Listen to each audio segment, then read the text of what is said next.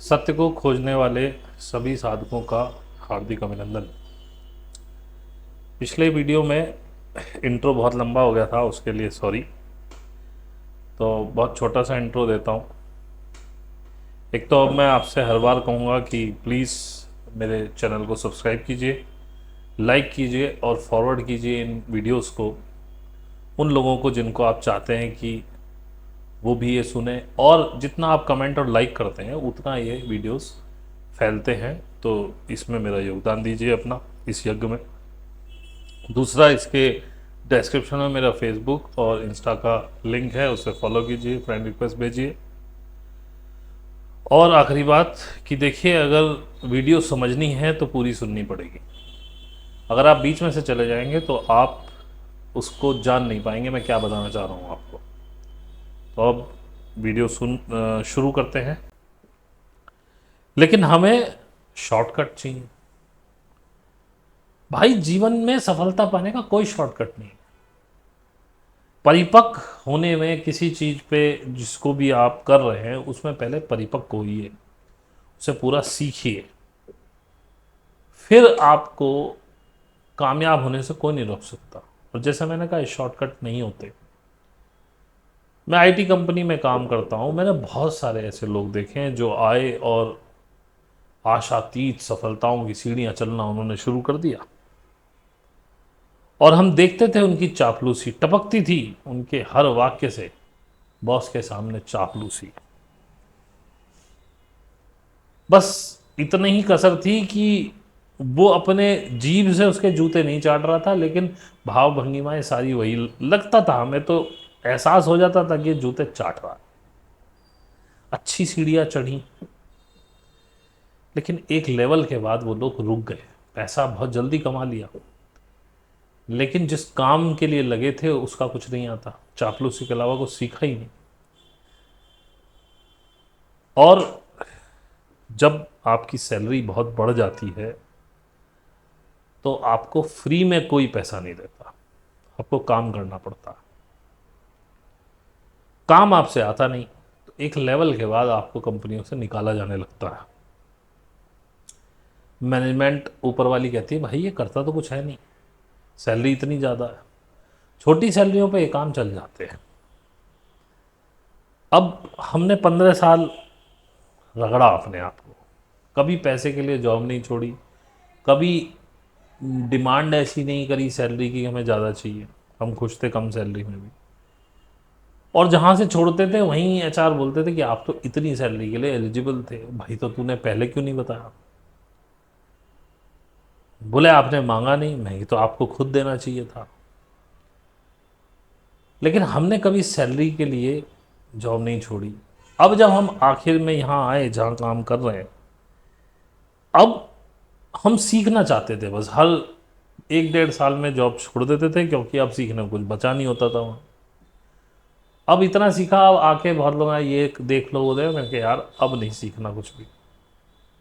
अब हम रिलैक्स करना चाहते हैं, अब सिर्फ काम करना चाहते हैं। तो हमें पैसा भी मिला, सम्मान भी मिल रहा है, क्योंकि हमने कोई शॉर्टकट नहीं लिया जिंदगी में।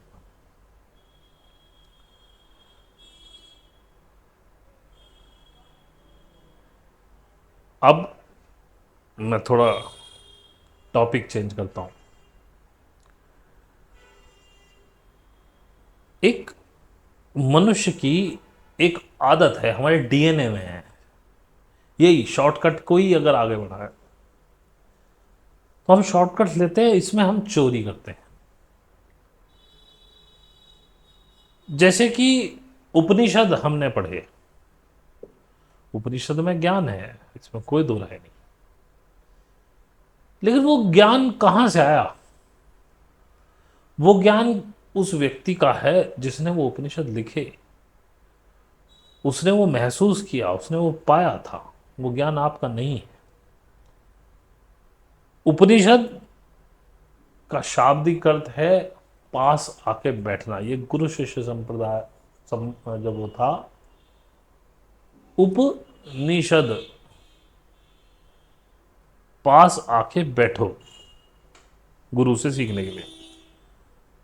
तो किसी व्यक्ति को जो अनुभव हुए ज्ञान के इस मार्ग में आने के बाद परमात्मा, उसमें शब्द आता है, मैं यूनिवर्स कहता हूँ, इस ब्रह्मांड से योग के बाद जो उसको अनुभव हुए वो उसने उपनिषद में लिख दिए। अब आपने पढ़े और आपने कोशिश ही नहीं की कि ये जानने की ये सही भी लिखा है कि गलत लिखा है, आपने मान ही लिखा लिया कि ये सत्य है। कौन मेहनत करे इतनी, इसे कौन परखे? उपनिषद है भाई, उसने भी सोच समझ के लिखा होगा, तो आपने मान ही लिया और आप उसे बांचने लगे और आपको दम्भ हुआ कि हम ज्ञानी हैं, जबकि आप ज्ञानी नहीं, आप पंडित हैं। ये ज्ञान नहीं है। अगर आप किसी चीज को पढ़ के किसी दूसरे को समझा रहे हो तो ये केवल आप इंफॉर्मेशन एक्सचेंज कर रहे हो।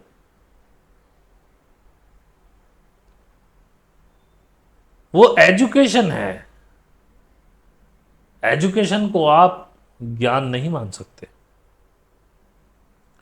ये इंफॉर्मेशन आप दे रहे हो। और जिन्होंने उपनिषद को पढ़ा और सोचा कि हमारे साथ ऐसा नहीं होता, हम भी देखें करके, जिन लोगों ने करने का प्रयास किया वो बुद्ध हुए।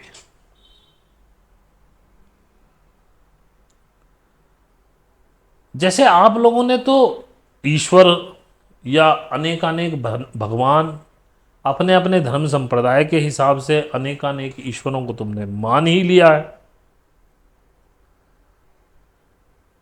उधार की श्रद्धा तुम जहां पैदा हुए तुम्हारे बाप दादाओं ने बताया, तुमने मान लिया, जानने की उसे कोशिश ही नहीं की।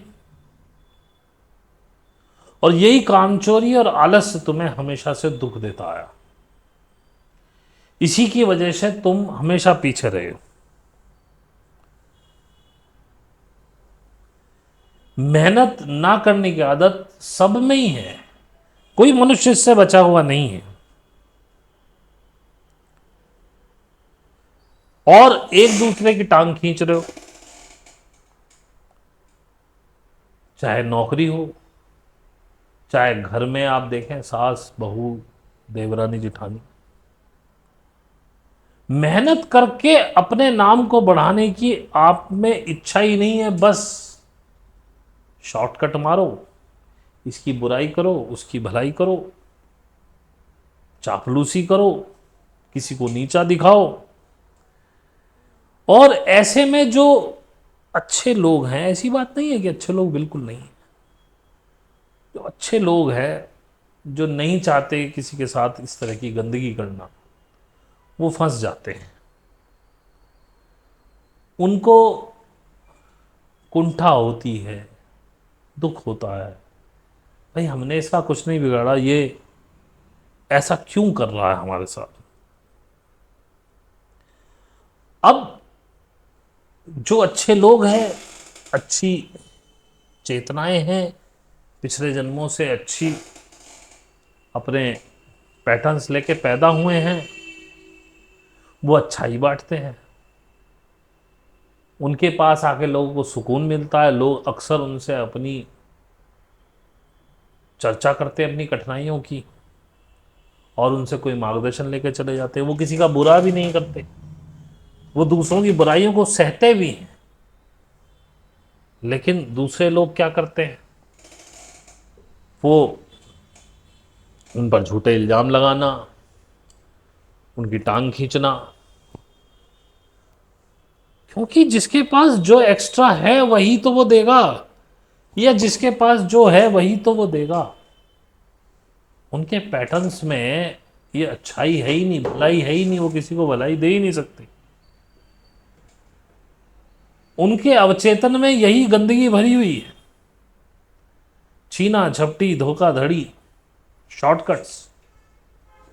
उन्होंने जीवन को ऐसे ही जिया है आज तक, तो वो देंगे कहां से? क्योंकि आपके पास जो है आप वही दे सकते हो। आप ऐसी कोई चीज नहीं दे सकते जो आपने अर्जित नहीं की हुई। अगर आपके घर में चीनी है और मैं कहूँ भाई साहब जरा एक कटोरी चीनी देना, तभी आप दे सकोगे। चीनी है ही नहीं तो आप बोलोगे भाई साहब चीनी नहीं है, नमक ले जाओ। अब बनानी उसे चाय है, नमक का क्या करेगा।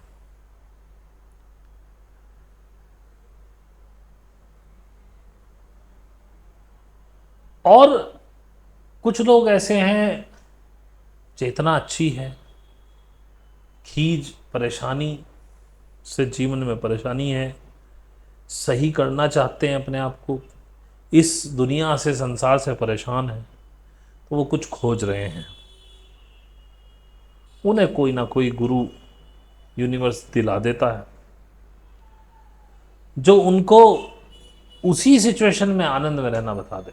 और एक बात और बताऊं, इसी बात पे याद आई मुझे कि अधिकतर लोग आप में से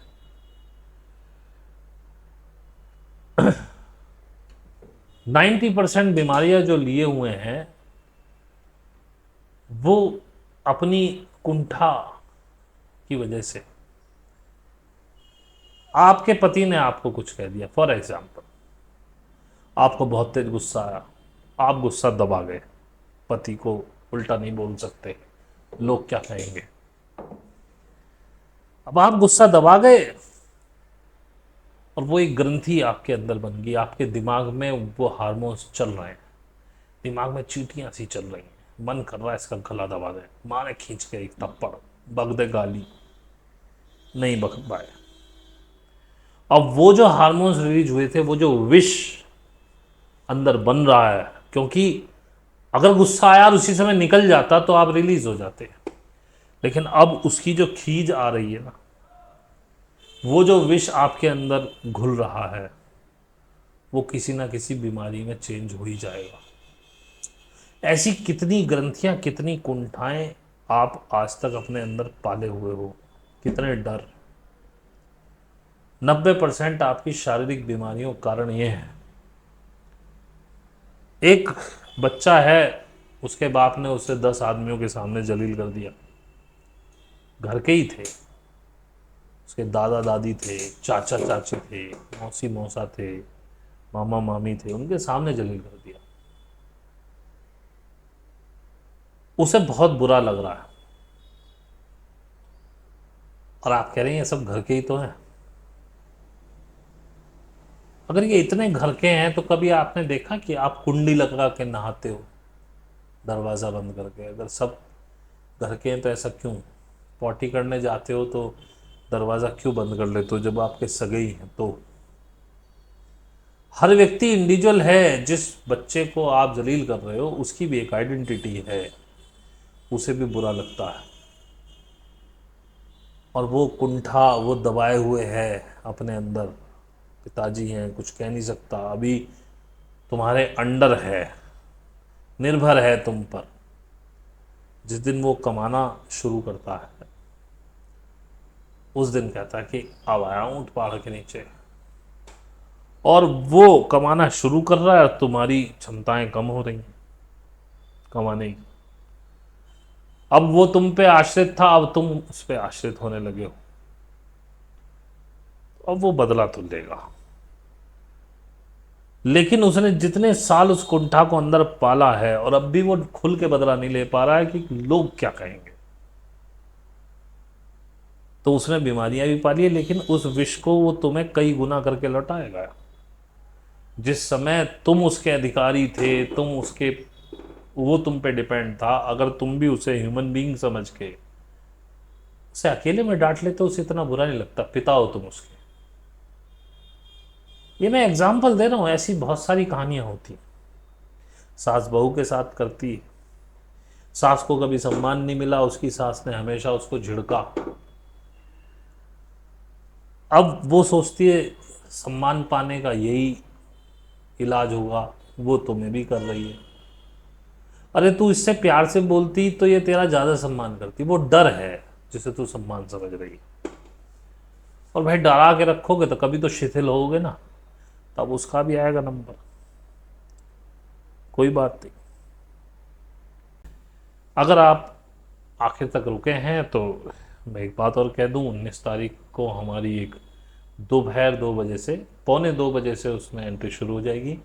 दोपहर 2 बजे से लाइव मीट है, जिसमें आप कोई भी आ सकते हैं, ओपन मीट है। उसके लिंक्स हमारे चैनल्स पे, फेसबुक पे, इंस्टा पे सब चल रहे हैं। और 19 तारीख को आप हमसे जुड़िएगा। आपके जीवन में जो भी सवाल हैं आपके, उल्टे सीधे नहीं, केवल आपके जीवन की किसी परेशानी से रिलेटेड, आप पूछ सकते हैं। आपको अच्छा लगा हो तो लाइक कीजिएगा, सब्सक्राइब कीजिएगा, शेयर कीजिएगा। आपका बहुत बहुत धन्यवाद यहाँ तक मुझे सुनने के लिए। Thank you very much.